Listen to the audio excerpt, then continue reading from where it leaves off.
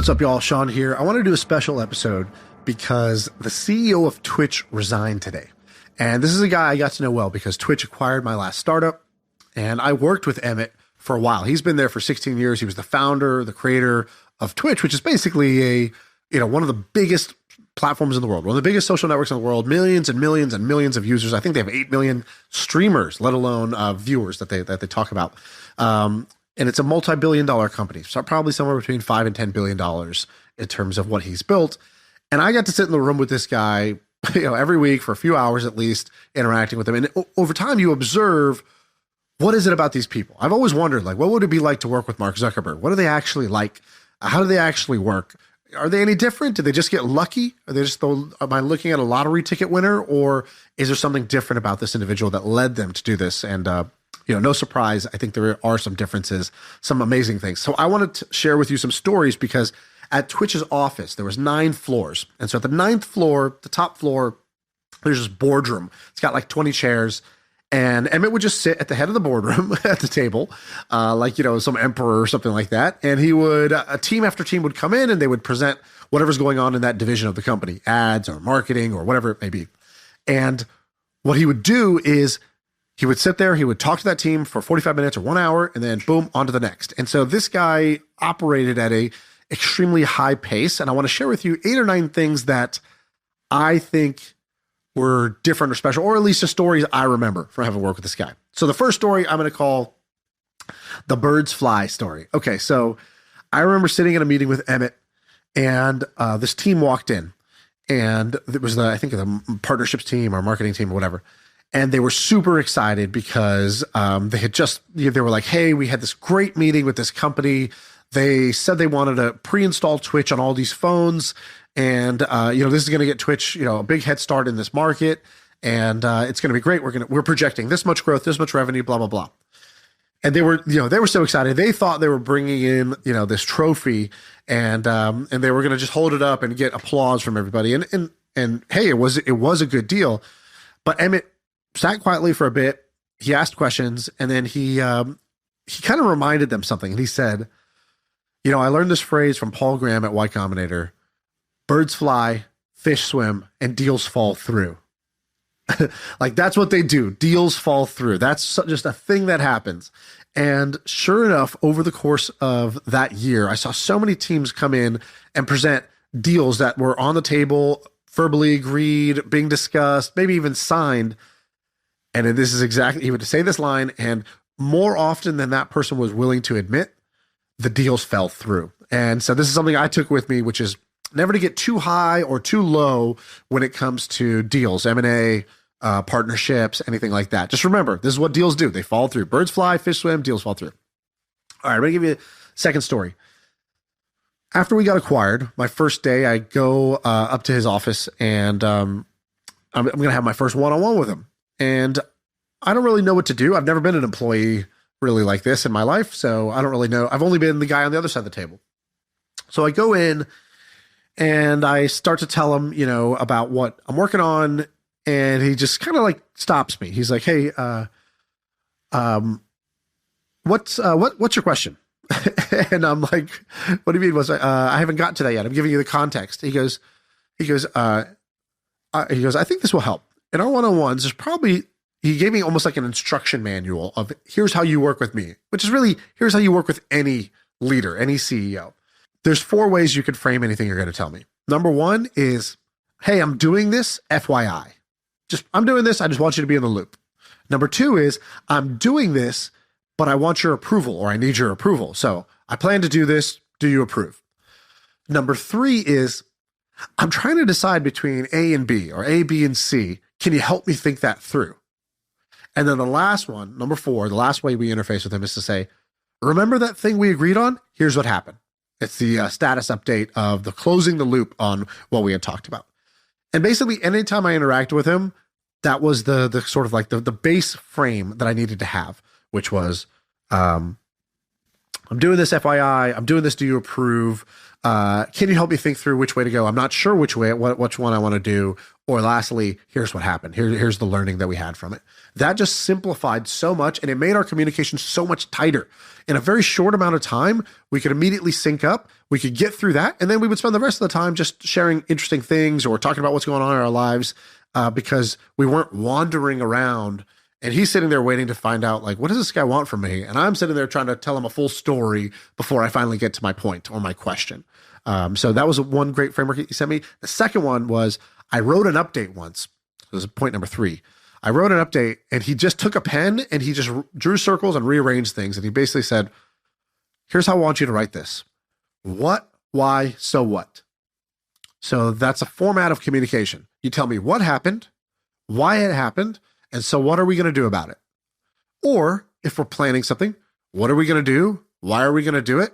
And so what do you need from me in order to make that happen? And that what, why, so what framework, again, tightened up my communication. It took away so much wasted energy of trying to sit down with a blank piece of paper and figure out how I'm going to communicate something. Now I sit down with a paper and I just write what, why, so what, and then I fill in the details underneath. So that was a great little communication framework that I got from him. Okay, number 4. He is a fierce nerd. So this is a phrase that I took from Paul Graham. Paul Graham wrote this essay talking about fierce nerds, which is basically his observation of the best YC founders. So the most successful YC founders, he felt fall into this bucket. And he talks about fierce nerds as people who are competitive. In fact, they're often more competitive than non-nerds, right? Like typically if you think competitive, you think of a jock. In this case, he's saying almost a fierce nerd is almost more competitive because they are all in on this. They don't have a bunch of other, social things to fall back on. They don't have the emotional maturity to separate themselves from the competition. It is deeply personal to them, and they are fully obsessed. He talks about how they tend to be overconfident sometimes, especially when they're young, because they feel like they can get to the right answer the fastest. And he talks about how being a fierce nerd is so advantageous in the world of business today. And, so Emmett falls into this category. When I asked him what he does on Friday nights or for the weekend, it was like, I'm going to play Settlers of Catan with the Collison brothers from Stripe and the founders of Reddit. This is what they would do. They would get together, drink beer, play Catan, like play a competitive board game. Or during our first M&A conversation, I asked the corp dev guy after we got out of the meeting, I said, how'd you think that went? I thought it was pretty good. What'd you think? Is he always like that? He goes, no. He goes, half of these meetings, he's just playing Hearthstone on his phone. And he's talking, but he's playing Hearthstone. He goes, he put down his phone. He wasn't playing Hearthstone. So that was a good sign for you guys. And this guy competes like a beast. In fact, I one time asked him, I said, can you send me something from the archives? Can you send me an old fossil? So basically, when you started Twitch, did you ever make any plans or pitch decks or anything like that? I'd love to see it because I'm just like I'm a nerd about that sort of thing. I like seeing what people were thinking at the start, because we all know what it looks like today, but what were you thinking at the start? And he sent me a deck that he had made, an investor update that he had made right when they pivoted to Twitch. And there was this one, it was no design. It was white slides, black text, Times New Roman. And he was saying, here's what we're doing, here's why we're doing it, and here's what's coming next. And then on one slide, he filled up the entire slide to make a point with every product thing they had shipped and improved that month. It was just full. Like there was no white space on that slide. And then on the next slide, he wrote, we are a steamroller plowing through a field of flowers. And I thought it was awesome because today he's older, he's wiser, he's more mature. He wouldn't talk like that. He's not like pounding his chest or whatever. But at the time you could tell like that was that young bravado energy of feeling the momentum of, hey, look, nobody on earth at that point knew really what Twitch was. It wasn't a big deal, but he knew they were onto something. He knew that they were making tons of progress. And I always remember that we were a steamroller plowing through a field of flowers. Like what a picture. And I love that. And I since now write that in my startups. I'm like, this month I'm going to be a steamroller plowing through a field of flowers. What would that mean? What would I need to get done in order for that to be true? And I just work backwards from that. I'll give you I think this is number 5, maybe the most remarkable thing of the whole thing. I talked about the early pivot. So what people don't know is that before Twitch, Emmett Emmett, Justin Kahn, Michael Siebel, they were working on something called Justin TV. A lot of people know this story. It was like Justin Kahn was wearing a webcam on his head and he was walking around. It was like a reality show of his life.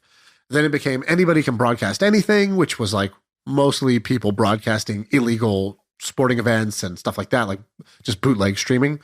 And so the site was kind of popular, but it really wasn't going to be successful because most of their best content was illegal. And they had a decision to pivot. At the time, Instagram had come out, and Instagram was hot, but Instagram only did photos. And so the majority of the company, including Justin and Michael and Kyle, they all wanted to do Instagram for video, and they called it Social Cam. And they pivoted to that, and they wanted to do that, and they, all the top talent in the company wanted to go do that. And Emmett had a different point of view. He's like, on Justin TV, I really like watching these video game streams. It only made up 2% at the time of all the content or all the watch time that was happening on the network. But he's like, I like that content the best. It's not illegal to do. So it's the only good content that's not illegal. I kind of wonder what would happen if we just went all in and made a video game streaming platform. And he was kind of alone in that. So Emmett went that way. Justin and the others went the other way. And maybe the rejects sort of got put on Emmett's team to do that. Now, Social Cam went way up and then way down. It had this crazy spike in virality, then it crashed and ended up selling for like $60 million. But Twitch was a slow burn, just brick by brick by brick, all the way into a multi-billion-dollar company. And so the reason I bring this up is because to this day, Justin Kahn is often referenced as the co-founder of Twitch or the founder of Twitch. And from what I understand, I might be wrong, from what I understand, that wasn't actually true. He started Justin TV, which, and then he went to Social Cam, but like Emmett and his crew built Twitch up from there. I don't think Justin really, they were in the same office, but I don't think he was working on Twitch actively at the time. I don't think he ever was an employee of Twitch. I think he was helpful, and Emmett and Justin are best friends growing up. And you never hear Emmett try to take credit away from Justin or more towards himself. I've never once heard him do that, which is kind of incredible. And so I give a lot of props to that because a lesser man, aka me, would have been trying to set the record straight and say, no, actually it was more me than it was this other guy who's more popular than me. But Emmett couldn't care less. That's his best friend, and I think that says a lot about somebody. So, okay, that's 5. Let me do a couple more. So, okay, if you go into a meeting with Emmett, you're going to notice 2 things. The first is that this guy's really, really, really smart. He's smarter than you. And I always wondered this because I think people like to think that it's actually hard work that separates people, or it's luck, or it's one of these other factors. But not everybody is equally intelligent. His oven burns hotter. Like Twitch uses the Amazon method of 6-page memos before meetings. So basically, you write a memo about what's going on. You basically write down everything. You come into the meeting. You hand out the printed out copy of that to everybody at the table. Everybody silently reads for 15, 20 minutes, and then everybody has all the same information, and now they discuss. It's an amazing way to build a very good culture in your company of writing, thinking, and talking. So it's a great way to run meetings. But the first thing you notice is that 7 minutes in, Emmett's pen's down. He's on Hearthstone because he's read the whole thing faster than everybody else. And of course, when the discussion starts, he lets other people talk. But then when he finally raises his hand and says, here was my question, it would always be the most on point thing that would cut to the heart of the matter. And it's like, oh, why have we been wasting our time talking about these other things? He's right. He simplified the 6-page memo into a really simple question and conversation. And so his oven just burns hotter. He gets to the right answer faster than most people. He retains more info than most people. He's able to connect dots and is more widely read. I remember sitting in a meeting where we were talking about some policy, how do we handle this situation? Streamers are doing this. Should we enforce it? Should we not enforce it? Should we change the policy? How should we decide? How do we take into account what the community wants? And he would, be like, well, we could do it like, the feudal system in Northern Ireland back in the 1400s. Like, you'd say some shit like that. And you'd be like, Emmett, none of us know what you're talking about. Nobody knows how the feudal system ran. Can you explain? And then he would explain how their court system worked. And then he'd be like, why don't we do that? And he'd connect these dots. And all I could think about was like, I can't believe this guy even reads about that. I can't believe he even knows about that. He's just like sort of insatiably curious, very widely read. And then, his brain has this ability to connect data points in a way that I haven't really seen since then. So his oven burns hotter. I think the people that run these platforms are smarter and hardworking and blah, blah, blah, right? They're the Olympic athletes of business. And I think he's no different. Having said that, he's got flaws. So my next point, let's call it point 7, he's flawed and he knows it. So when I got there, a lot of people would joke almost behind his back, like, well, Emmett's all IQ, he's no EQ.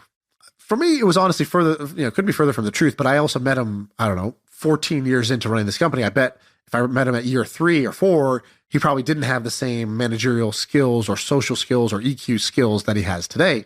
But he knows what's flawed and he works on it. So his favorite book, I think, was Nonviolent Communication, because that had helped him so much of how can he communicate with people in a way that doesn't put them on the defensive, but still gets things done. He only cared about getting things right, not being right. So he would use what I call the Socratic method of leadership, where when you would come in, you would say something, then he would start to ask you questions, and he would break up your whole argument piece by piece, assumption by assumption. Why is this true? How do we know that? If that's true, then what does that imply next? And he would just go one by one until we would get to the right answer. For most people, it was exhausting, and they took it as almost a personal attack, like he's questioning everything I say. He doesn't just take it at face value. But the reality was, I thought it was a tremendous approach to getting to the truth. And the truth is all he cared about. He didn't care if he came up with it or you came up with it. He just wanted it to be closer to the truth, to the actual answer. He also hired this coach, this executive coach, a woman named Flo, who's amazing. I think she's like 80 years old. So she's doesn't know the first thing about gaming or streaming or Twitch or any of that stuff, but she knew about people. And I remember sitting in one of the exec offsites, and Emmett has this nervous tick, which is that when he's really thinking about something, he would grab his neck, like where his neck beard was, and he would start to twist it. And it was like, to anybody who's talking to him, it's so obvious you could see this. And it's not like a normal mannerism people do, but that was his that was his tick. He would do that anytime he was thinking hard. He wasn't sure about something, or he was trying to figure out how to say something to you. He would do that. And I loved that. And I'd worked there for maybe 9 months at this point. He did it all the time. I'm never going to point that out. What am I going to say? It's just something he did. And everybody just sat there quietly. All of his leaders, all of his peers sat there quietly, letting that happen. And Flo walked in and she was like, Emmett, what do you do with your neck? Put your hand down. Sit up straight. Say that like a leader. And she just told it to him like it is. It was amazing. She's amazing. But also his reaction had 0% defensiveness. He was like, oh, yeah, thanks. Thank you. That's a gift. Thank you for reminding me about that. I'm working on that. And I thought that was, a good sign as to how do you get better, right? This guy was there for 16 years. How do you get better every year?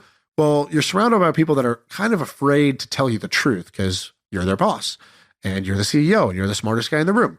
So I think he did a good job of identifying his weaknesses and hiring people that would literally tell him the truth. So those are some of the things that I picked up from Emmett. Emmett, you had a great run. I hope you don't listen to the pod, but I hope you listen to this one because, working with you was a lot of fun. I really found it fun because it pushed me to be better. I could not walk into a meeting or do my job and be able to get away with it just on talent or charisma or some hand wavy bullshit that you can say in a meeting that if it wasn't for him, pretty much anyone else in the company, if I went to the meeting, I could kind of just say whatever and I could talk my way out of any situation or into any situation or whatever I wanted to do. But with Emmett, I kind of felt like a higher bar was there where I really needed to have the right answer. I needed to have the truth because he would not, his standard was there. And so, he made me better. I appreciate that. And it was kind of cool to be able to be in the room with somebody who is, one of these rare individuals who has built one of these mega companies. And I don't know what he's going to do next. I think he's just had a kid. So, maybe he's going to go full dad mode.